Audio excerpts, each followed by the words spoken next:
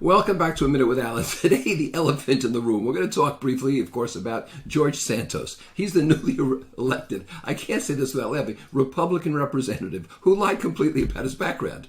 He said he went to Brew College. He didn't. He said he worked for Goldman Sachs and I don't know, JP Morgan, and he didn't. He got these awards and he didn't. He was Jewish in his heritage. He's not, and so forth. In fact, Brazil is looking into some kind of check counting or counterfeit check scheme from the 90s when he was down there. In any case, we all know that about Santos. It was palpably false. What we don't understand is how no one found this out before the election.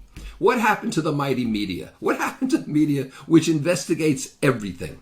How is it that, especially on the Democratic side, where there was a viable Democratic candidate, he and his people and the party and the journalists couldn't determine? All it takes is a first-year journalist's phone call to see if the university has a record of him, to see if an awarding group granted an award to him, to see if he was indeed employed at a certain employer. When I was a freshman at Rutgers and I took a journalism class, I later became editor of the school newspaper, and I won 8 awards, but that's neither here nor there. I'm credentialing.